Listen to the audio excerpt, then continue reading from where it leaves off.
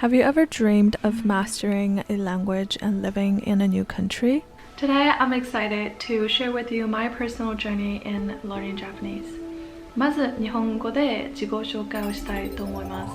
I feel like I haven't really introduced myself and told you about my background on this channel. If you're more interested in getting better in Japanese, you can skip ahead. I've made timestamps below. 私の両親は東京に働いていた時に私はそこで生まれました。そして上海に一緒に戻りました。子供の時、両親の影響を強く受けて日本文化が好きになりました。本格的に日本語を学び始めたのは大学に入ってからです。大学2年生の時に日本語を副専攻にすることを決めました。2年ぐらい日本語を勉強して東京の早稲田大学に交換留学をしました。その時日本のテックスタートアップでインターンとして働いていました。2019年から2020年まで1年間ずっと東京で住んでいました。翌年日本語能力試験を受けてN2 を合格しました。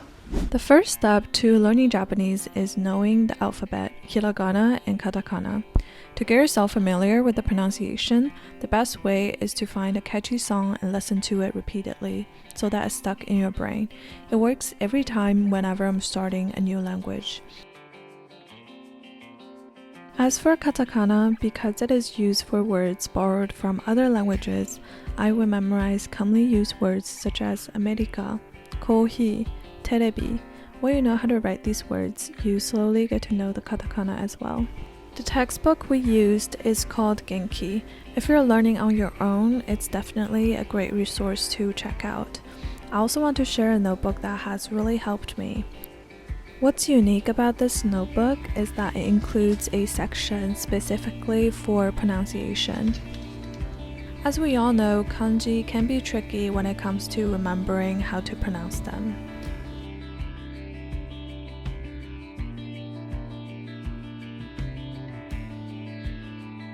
Alongside the translations, I also write out sentences to reinforce memorization. This makes it so much easier to flip through the pages and get familiar with kanji.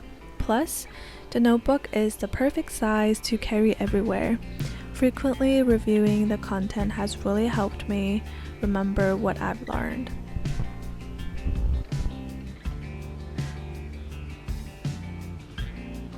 Another great way to expand your vocabulary is by watching the news. I still watch NHK News to this day. It's an excellent resource for beginners, not just for listening practice, but also for improving reading skills.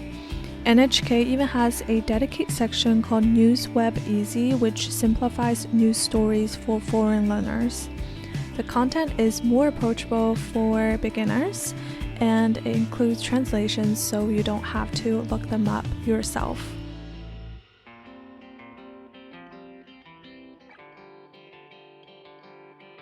Okay. 試合でホームランを3本打って When it comes to language learning, be sure to pick a real person to shadow, not an anime character. Watching anime is super fun and it can definitely help with your Japanese. But if you want to eventually live in Japan and speak more naturally, you need to imitate how native speakers actually speak. Shadowing a real person and repeating after them will make you sound much more natural. Also, be sure to pick content that you know you will enjoy. My favorite YouTubers is Asagino because I love her style and shopping haul videos. This way you can have fun while practicing your speaking. Writing in Japanese and speaking go hand in hand. I always recommend journaling when learning a new language. It only takes about 5 minutes a day. If you're unsure what to write, there are plenty of prompts online like describing your favorite book, a recipe, or your morning routine.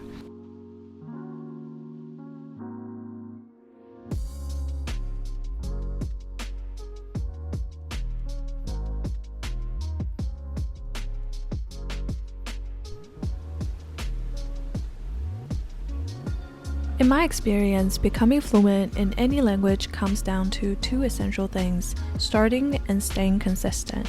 Language learning is a long-term journey, so there's no need to rush. The key is to make the process as enjoyable as possible so you can keep progressing over time without burning out. It's okay to take breaks when needed, as long as you come back to it. Having clear reminders of your goals can keep you stay focused.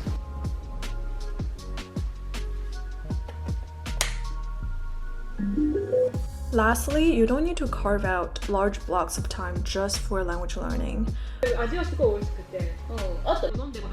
While it's more effective to dedicate focused study sessions, life can get busy with school or work, leaving little energy for extra practice.